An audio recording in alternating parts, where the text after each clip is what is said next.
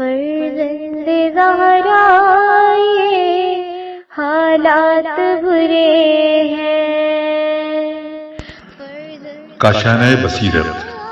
ایک ایسا مکمل یوٹیوب چینل جس پر محروم بصارت کے لیے بالخصوص اور تمام افراد کے لیے بالعموم سینکڑوں کی تعداد میں اسلامی کتب دستیاب ہیں۔ لہذا گزارش ہے کہ آپ اپنی ذمہ داری نبھاتے ہوئے کاشانۂ بصیرت کو سبسکرائب کرنے کے ساتھ ساتھ بیل آئیکن کو پریس کیجیے تاکہ آپ علم کے حصول کے ساتھ ساتھ مذہب اہل بیت کی اشاعت میں بھی اہم کردار ادا کرتے رہیں۔ کاشانۂ بصیرت، کاشانۂ بصیرت، کاشانۂ بصیرت۔ فرزند زہرا یہ حالات برے ہیں۔ بسم اللہ الرحمن الرحیم۔ السلام علیکم۔ کاشانۂ بصیرت کے یوٹیوب چینل سے حاضر خدمت ہوں۔ ہمارے زیر مطالعہ جو کتاب ہے اس کا نام ہے درس عقائد، جس کا 24واں حصہ آپ کی سماعتوں کی نظر کروں گی۔ مصنف ہے آیت اللہ مصباح یزدی اور ترجمہ کیا ہے جناب سمیر حسین بہاولپوری نے۔ تو آئیے مطالعے کا آغاز کرتے ہیں۔ یہاں میں موجود ہوں صفحہ نمبر 282 پر،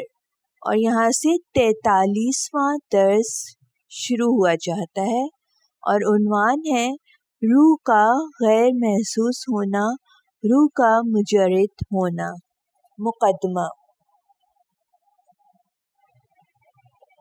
اس سے پہلے ہم یہ جان چکے ہیں کہ مسئلہ قیامت مسئلہ روح کے اوپر موقوف ہے، یعنی اس وقت کہا جا سکتا ہے جو بھی مرنے کے بعد زندہ ہوگا وہ واقعاً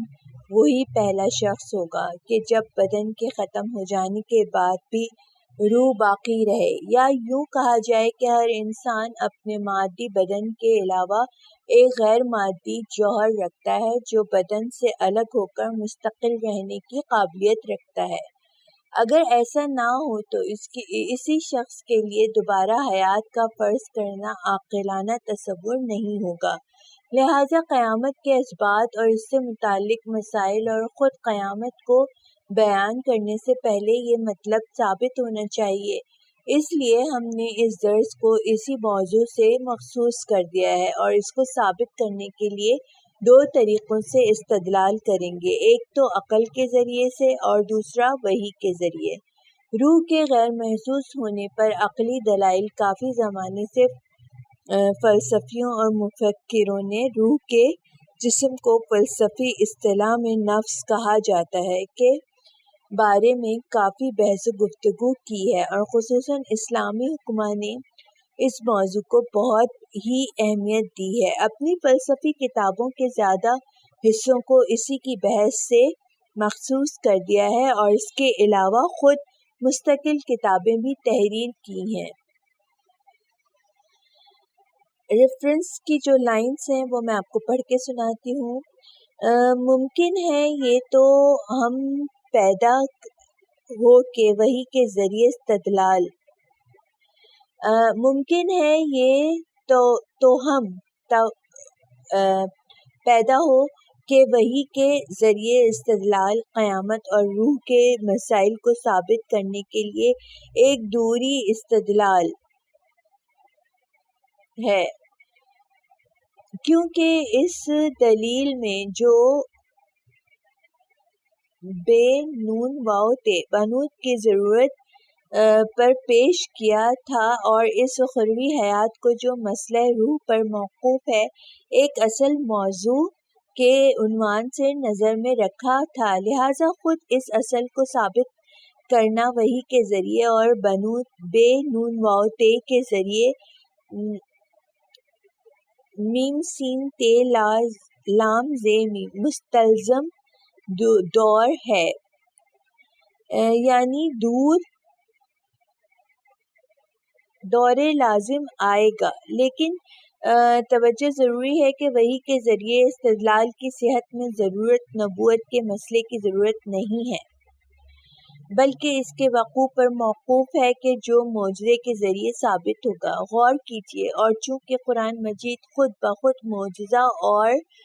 پیغمبر اسلام کی حقانیت کی دلیل ہے، لہذا اس کے ذریعے روح اور قیامت کے مسائل کو ثابت کرنے کے لیے استدلال کرنا صحیح ہے۔ جاننا چاہیے کہ نفس کی فلسفی اصطلاح اس کے اخلاقی اصطلاح کے علاوہ ہے، جو عقل کے مقابل میں اور اس کی ضد کے عنوان سے استعمال کی جاتی ہے۔ اپنی فلسفی کتابوں کا زیادہ حصوں کو اسی کی بحث سے مخصوص کر دیا ہے، اور اس کے علاوہ خود مستقل کتابیں بھی تحریر کی ہیں، اور ان لوگوں کے نظریات کو جو روح کو بدن کے اعراض میں سے ایک عرض یا مادی صورت جو بدن کے مادے میں ڈھل جائے تصور کرتے ہیں، بے شمار دلائل کے ذریعے رد اور باطل کیا ہے۔ ظاہر ہے کہ اس سے تفصیلی بحث اس موضوع کے ذیل میں اس کتاب کے لیے مناسب ہے، لہذا اس مختصر گفتگو پر اکتفا کرتے ہیں اور کوشش کرتے ہیں کہ اس باب میں ایک واضح بیان اور محکم گفتگو پیش کریں۔ چنانچہ یہ بیان چند عقلی دلیلوں پر مشتمل ہے جسے ہم اس مقدمے کے ساتھ پیش کرتے ہیں: ہم اپنی جلد اور کھال کے رنگ اور اپنے بدن کی شکل و صورت کو اپنی آنکھوں سے دیکھتے ہیں، اور اعضائے بدن کی نرمی اور سختی کو اپنی قوت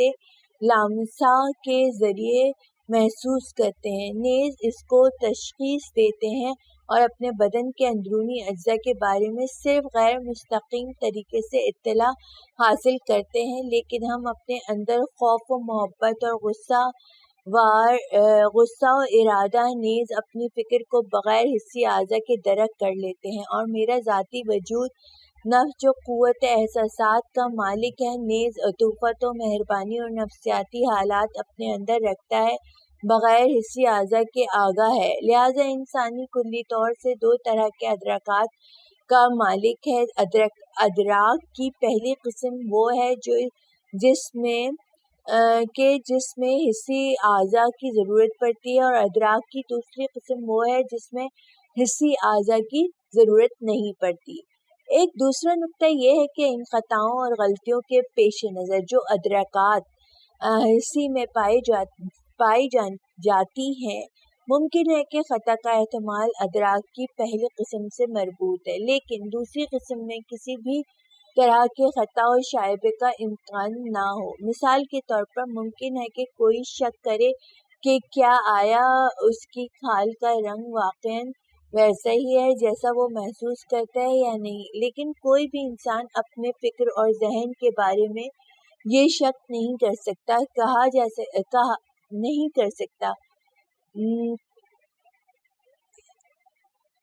کہاس کہ وہاں سوچنے کی قوت ہے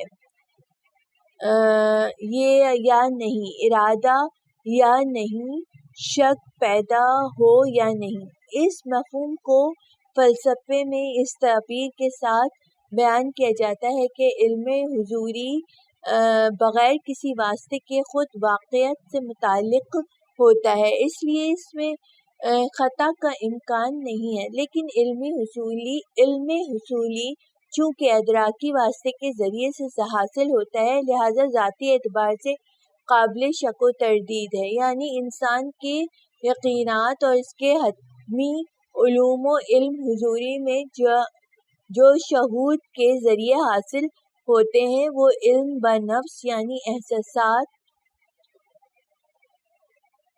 اور عواطف اور دوسرے نفسیاتی حالات کو بھی شامل ہیں۔ اس بنا پر میں کا وجود درک کرنے والا ہے۔ انڈرلائن سطور آموزش فلسفہ جلد 1 درس نمبر 13 کی طرف رجوع کریں۔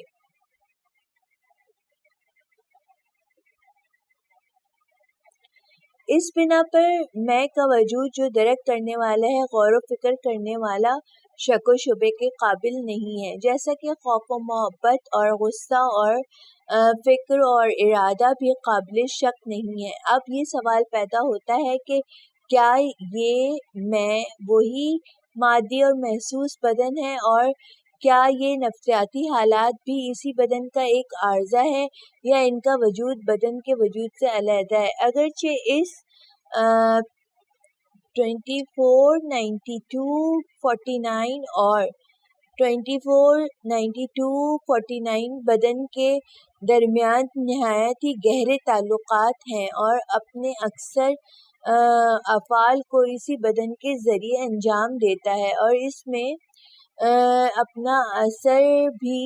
ڈالتا ہے اور خود اس بدن سے متاثر بھی ہوتا ہے۔ مذکورہ مقدمے کے پیش نظر اس سوال کا جواب بہت آسانی سے دریافت ہو جاتا ہے۔ نمبر 1، سب سے پہلے مین 249249 میں کو علم حضوری کے ذریعے درک کرتے ہیں، جبکہ 249249 بدن کو حسی اعضاء کے ذریعے محسوس کیا جاتا ہے۔ نمبر 2، دوسرے 249249 میں ایک ایسا وجود ہے جو اپنی وحدت اور حقیقی شخصیت کے وصف کے ساتھ دسیوں سال تک باقی رہتا ہے، اور اس وحدت و شخصیت کو ہم ناقابل حفظ علم حضوری کے ذریعے درک کرتے ہیں۔ درآں ہے کہ یہ بدن کے اجزاء بارہا تبدیل ہوتے رہتے ہیں اور سابق اور لاحق اجزاء کے درمیان کوئی بھی معیار وحدت نہیں پا جاتا۔ نمبر 3، 249249 ایک بسیط اور ناقابل تجزیہ موجود کا نام ہے، مثلاً اس کو آدھے میں تقسیم نہیں کیا جا سکتا، جبکہ بدن کے اعضاء و جوارح متعدد اور قابل تجزیہ و تقسیم ہیں۔ نمبر 4، چوتھے احساس اور ارادہ وغیرہ کے مانند ایک بھی نفسیاتی حالت میں مادیات کی اصلی خاصیت جیسے امتداد اور قابل تقسیم ہونا نہیں پائی جاتی، یعنی نفسیاتی حالت میں مادیت کی کوئی بھی اصلی خاصیت نہیں پائی جاتی، اور ایسے غیر مادی امور کو مادہ بدن کے امراض میں شمار نہیں کیا جا سکتا۔ لہٰذا ان امراض کا موضوع ایک جوہر ہے جو غیر مادی مجرد ہے۔ موت کے بعد روح کی بقا اور استقلال اور اس کے وجود کے اوپر اطمینان بخش اور دل نشیں دلیلیں وہ سچے خواب ہیں کہ بعض شخصیتوں نے مرنے کے بعد خوابوں کے ذریعے ان حقائق کی نشاندہی کی ہے۔ نیز اولیاء خدا کی کرامتوں اور یہاں تک کہ مرتازوں کی ریاضتوں کے ذریعے روح اور اس کے غیر محسوس ہونے کو ثابت کیا جا سکتا ہے۔ اس موضوع پر گفتگو کرنے کے لیے ایک مفصل اور مستقل کتاب درکار ہے۔ قرآنی دلائل۔ قرآن کریم کی روح سے روح انسانی کے وجود میں شک و شبہ نہیں کیا جا سکتا۔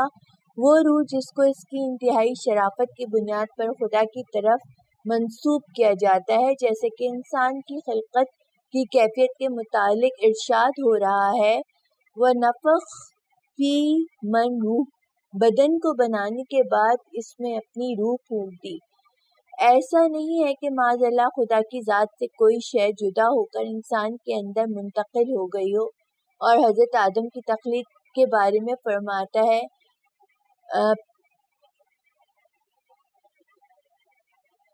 نفخت فیہ من روحی۔ اسی طرح دوسری آیتوں سے استفادہ ہوتا ہے کہ روح بدن اور اس کی خاصیتوں سے علیحدہ ایک دوسری شے ہے جو بقا کی صلاحیت رکھتی ہے۔ باہم ان کافروں کے قول کو ذکر کرنے کے بعد کہتا ہے اَإِذَا ضَلَلْنَا فِي الْأَرْضِ أَإِنَّا لَفِي خَلْقٍ جَدِيدٍ، جس وقت ہم مر گئے اور زمین میں گم ہو گئے اور ہمارے بدن کے اجزاء مٹی میں بکھر گئے، کیا ہم دوبارہ پیدا کیے جائیں گے؟ اس طرح جواب دے رہا ہے، کہہ دو تم گم نہیں ہوگے، وہ موت کا فرشتہ جو تمہارے اوپر تعینات ہے وہ تمہیں وفات دے گا اور پھر اپنے پروردگار کی طرف پلٹائے جاؤ گے۔ آموزش فلسفہ انڈرلائن جو سطور ہیں، آموزش فلسفہ جلد دوم، درس نمبر 44 اور 94 کی طرف رجوع کریں۔ اصول کافی جلد 1 سواد 134 سجدہ آیا 9، حجر 29 سواد 72 سجدہ آیت 10 سجدہ آیت 11۔ پس انسان کی شناخت کا معیار وہی روح ہے کہ جو موت کے فرشتے کے ذریعے قبض کی جاتی ہے اور ہمیشہ محفوظ رہتی ہے، نہ کہ وہ اجزاء بدن میں زمین میں بکھر جاتے ہیں اور ختم ہو جاتے ہیں۔ اور ایک دوسرے مقام پر ارشاد فرماتا ہے، اللہ ہی ہے جو روحوں کو یا اشخاص کو موت کے وقت اپنی طرف بلا لیتا ہے، اور جو نہیں مرتے ہیں ان کی روحوں کو بھی نیند کے وقت طلب کر لیتا ہے، یعنی وہ جو سو گیا ہے اس کی موت کا وقت نہیں آیا، اور پھر جس کی موت کا فیصلہ کر لیتا ہے اس کی روح کو روک لیتا ہے اور دوسری روحوں کو ایک مقررہ مدت کے لیے آزاد کر دیتا ہے۔ اور ستمگاروں کی موت کی کیفیت کے بارے میں ارشاد فرماتا ہے،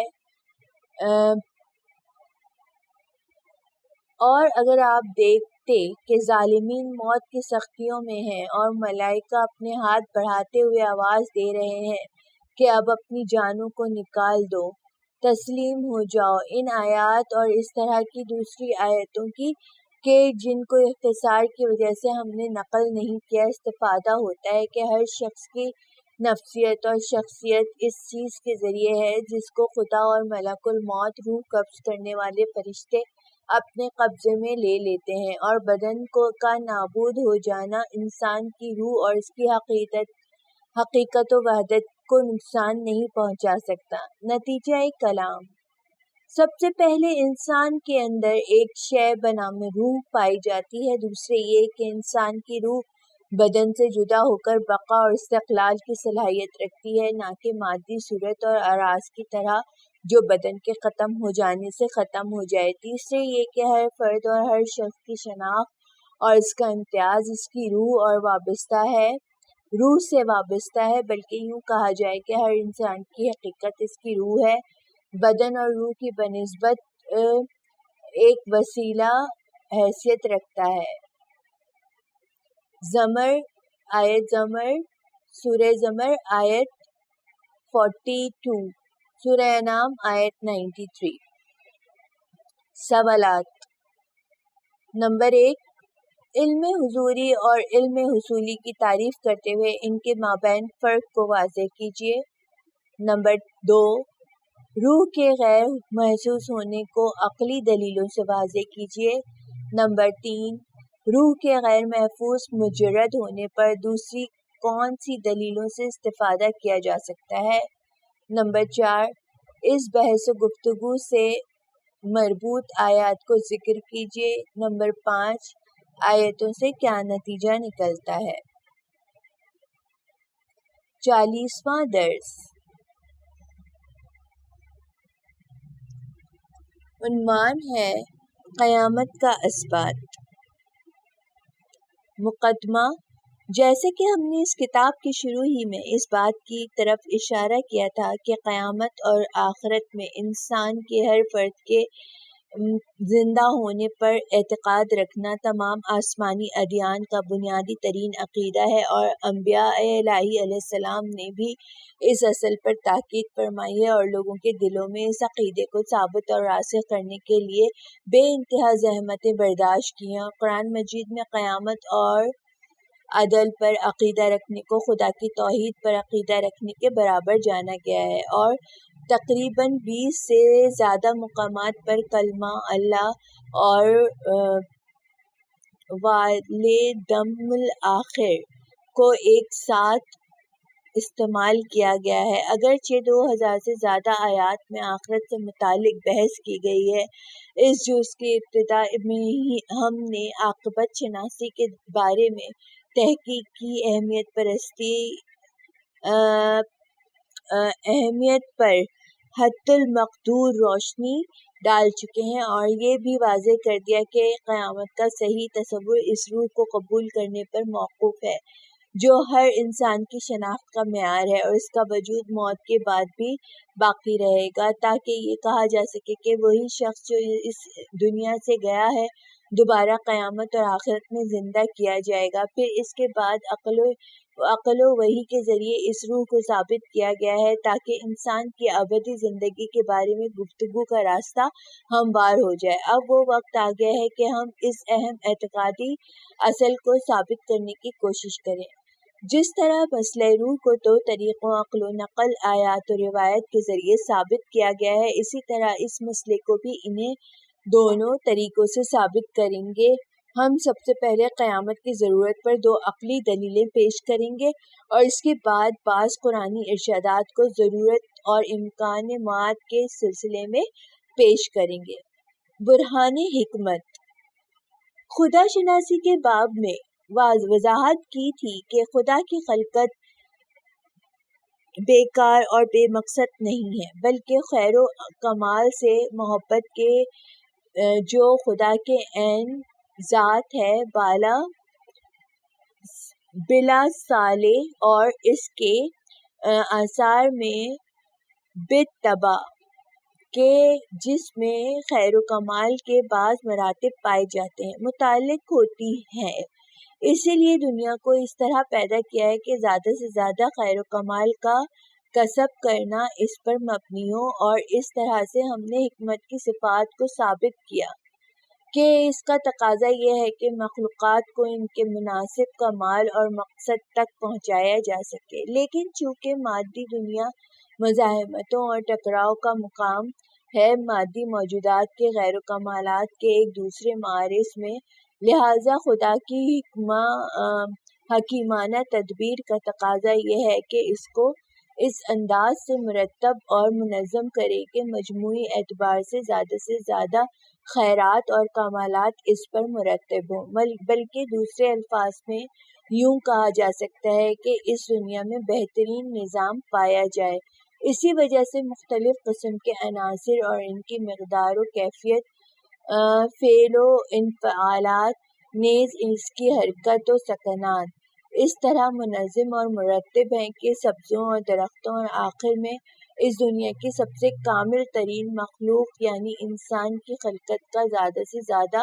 موقع فراہم ہو جائے۔ اور اگر یہ مادی دنیا اس طرح پیدا کی گئی ہوتی کہ موجودات زندگی پیدائش اور اس کے رشد کو ناممکن بنا دیتی تو یہ حکمت کے خلاف کام ہوتا۔ اب ہم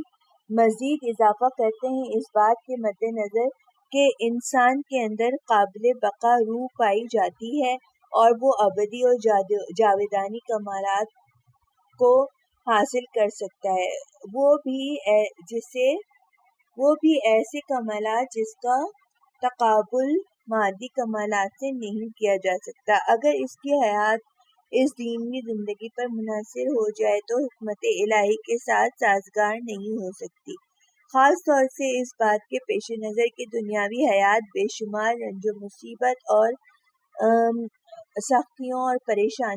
پریشانیوں کے ہمراہ ہوتی ہے، اور غالباً کوئی بھی لذت بغیر رنج و مصیبت اور زحمت کے حاصل نہیں ہوتی۔ اس طرح حساب لگانے والے افراد اس نتیجے پر پہنچتے ہیں کہ محدود لذتوں کو حاصل کرنے کے لیے ان سب زحمتوں اور پریشانیوں کا برداشت کرنا مفید نہیں ہے، اور انہی محاذبات کے ذریعے بیکاری اور بے مقصد زندگی کی طرف رجحان پیدا ہوتا ہے، یہاں تک کہ بعض لوگ زندگی سے شدید محبت رکھنے کے باوجود خودکشی کے منزل تک پہنچ جاتے ہیں۔ در حقیقت اگر انسان کی زندگی اس کے علاوہ نہ ہوتی کہ مسلسل زحمتیں برداشت کرے اور طبعی اور اجتماعی مشکلات سے ہمیشہ دست و گریباں رہے تاکہ چند لمحے لذت و خوشی کے ساتھ گزارے اور اس وقت خستگی اور تھکاوٹ کے باعث سو جائے تاکہ جس وقت اس کا جسم دوبارہ محنت کرنے اور کام کے لیے آمادہ ہو جائے، نیا دن اور نئی روزی، تو پھر دوبارہ सही और कोशिश करे। मसलन एक लुकमा रोटी हासिल कर ले और इसे खाने के जरिए एक लम्हे की लज्जत महसूस करे और इसके अलावा कुछ नहीं। ऐसा तकलीफ दे और रंजो मलाल और तसलसल को अक्ल हरगिज पसंद नहीं करती और ना तो इसके इंतखाब का हुक्म फतवा देती है। ऐसी जिंदगी की बेहतरीन मिसाल ये है कि एक ड्राइवर अपनी कार को पेट्रोल पंप तक जाने और पेट्रोल की टंकी को भरने के बाद इस पेट्रोल को दूसरे पेट्रोल पंप तक ले जाने में सर्फ कर दे और इस काम को बराबर अंजाम देता रहे, यहाँ तक कि इसकी कार पुरानी और बोसीदा हो जाए और काम करना छोड़ दे या किसी एक्सीडेंट या दूसरे मौके की वजह से तबाह हो जाए, मवानी की वजह से तबाह हो जाए। जाहिर है कि इंसान की ज़िंदगी के मुतालिक ऐसे नज़रिया रखना बेमकसद बेहदफ होने के सिवा कुछ नहीं है। दूसरी तरफ इंसान की मुहिम और बुनियादी ख्वाहिशात में से एक बका और जावेदानगी है कि जिसे खुदावंद आलम ने इसकी फितरत में करार दिया है और एक ऐसे मुहरिक और क़ुव्वत के हकम में है जो इसे अब्दियत की तरफ ले जाता है और मुसलसल इसकी रफ्तार में इजाफा करता रहता है। ऐसे मौके पर अगर ये फ़र्ज़ किया जाए कि ऐसे मुहरिक और तेज़ रफ्तारी से चलने वाले का अंजाम सिवाय इसके कुछ नहीं है कि वो अपनी रफ्तार की सराद की इंतहा पर एक मजबूत पत्थर से टकरा जाए और पाश पाश होकर ख़त्म हो जाए, आया ऐसे अंजाम और मकसद के पेश नज़र क़ुव्वत व सराद और रफ्तार भी इजाफा करना मुनासिब होगा। लिहाजा ऐसा फितरी रुझान इस वक्त हिकमत इलाही के साथ साजगार होगा जब इसे इस फ़ानी और मौत से महकूम दुनिया के अलावा कोई और ज़िंदगी पाई जाए। हासिल कलाम यह है कि अपनी इन्हीं दो तमीदों के बाद यानी हिकमत और इंसान के लिए अबदी ज़िंदगी के इम्कान से हम इस नतीजे पर पहुँचते हैं कि इस महदूद दुनियावी ज़िंदगी के बाद एक दूसरी ज़िंदगी इंसान के लिए होनी चाहिए ताकि हिकमत इलाही की मुखालफत ना हो और जावेदानी ज़िंदगी की तरफ रुझान को एक दूसरा मकसद करार दिया जा सकता है और इसमें हिकमत इलाही को ज़मीमा करके एक दूसरी दलील बनाकर पेश की जा सकती है। इसी के ज़िमन में ये बात भी रोशन हो गई है कि इंसान की अबदी ज़िंदगी में एक दूसरा निज़ाम होना चाहिए कि जिसमें दुनियावी हयात की तरह रंजो मुसीबत ना पाई जाए, वरना यही दुनियावी ज़िंदगी अगर हमेशा के लिए मुमकिन हो जाती तब भी हिकमत खुदा के साथ साजगार ना होती। बुरहाने अदालत। इस दुनिया में सारे इंसान अच्छे और बुरे अमल को अंजाम देने में आज़ाद हैं। एक तरफ तो वो लोग जो अपनी पूरी ज़िंदगी खुदा की इबादत और बंदगाने खुदा की खिदमत में गुजार देते हैं और दूसरी तरफ ऐसे गुनाहगार और बदकिरदार अफराद नज़र आते हैं जो अपनी शैतानी ख्वाहिशात तक पहुँचने के लिए बड़े से बड़ा जुल्म और बद से बदतर गुनाह का इर्तिकाब करते हैं और बुनियादी तौर से इस दुनिया में इंसान की खिलकत का मकसद और उसको मुख्तलिफ मतज़ाद रुझानात और इरादा और इंतखाब से और मुख्तलिफ अक़ली और नक़ली शनाख्तों से मालामाल कर देने और इसकी मुख्तलिफ रफ्तार और किरदार के लिए मौका फराहम करने और हक़ व बातिल और खैर व शर के